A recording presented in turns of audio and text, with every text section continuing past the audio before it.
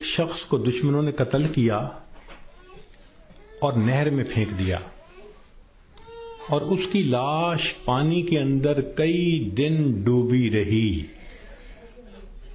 جب وہ اوپر آئی سطح پر تو اتنی پھول گئی تھی کہ بندے کی پہچان ممکن ہی نہیں تھی، شکل ہی بدل گئی تھی.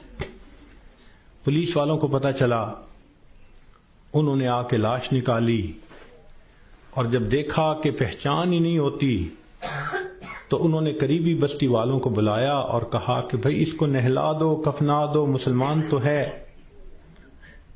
چنانچہ امام صاحب نے کہا کہ جی میں نہلا تو دوں گا، میرے پاس کفن کے پیسے تو نہیں ہیں، مجھے کفن کے پیسے دے دو. ایک بندے نے کہا کہ جی اعلان کر دو. ذرا سنیں، مسجد میں اعلان ہوا، بھائی لاوارث نعش ہے، کفن خریدنا ہے، چندہ لاؤ. کوئی روپیہ لایا، کوئی 2 لایا، کوئی 5 لایا.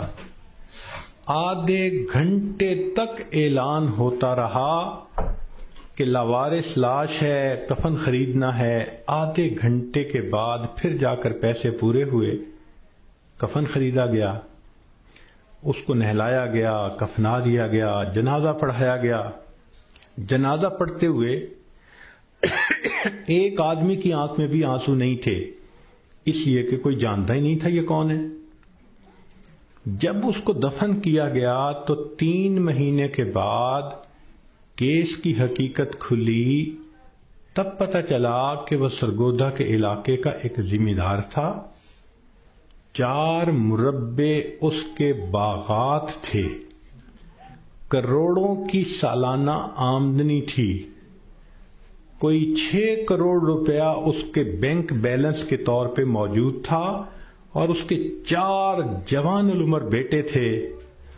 اس لینڈ لارڈ نے کبھی سوچا بھی نہیں ہوگا کہ میں کروڑوں پتی بندھا جب دنیا سے جانے لگوں گا تو چندے کا کفن لے کے جاؤں گا. اس کو کہتے ہیں وارث مان نہ کری وارثاں دا، رب بے وارثا کر مار دئی. کہ وارث تم اپنے وارثوں کا مان نہ کرنا، اللہ بندے کو لاوارث کر کے مار دیتے ہیں. ہمیں کیا پتا کس حال میں موت آئے گی. آج وقت ہے اس موت کی تیاری کرنے کا. اس لیے امام غزالی رحمۃ اللہ علیہ فرماتے ہیں، اے دوست تجھے کیا معلوم کہ بازار میں وہ کپڑا پہنچ چکا ہو جسے تیرا کفن بننا ہے. ہم نہیں جانتے کب ہمارا کفن بازار میں آ جائے گا.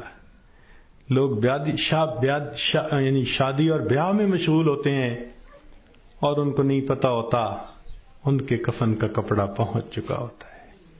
اس لیے چاہیے کہ ہم موت کی تیاری کریں، نیکی کریں، جھوٹ کی زندگی سے بچیں، سچ کی زندگی کو اختیار کریں، نبی علیہ السلام کی ایک ایک سنت کو اپنائیں تاکہ موت کے لیے ہم بھی تیار رہیں. کیا معلوم کب جانا پڑ جائے.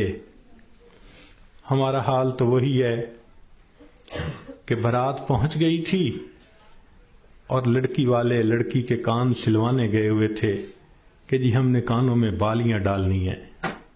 جیسے اس لڑکی والوں کو شرمندگی ہوئی، وہی حال ہمارا ہے کہ ملک الموت پہنچ جائیں گے اور ہم نے ابھی تیاری ہی نہیں کی.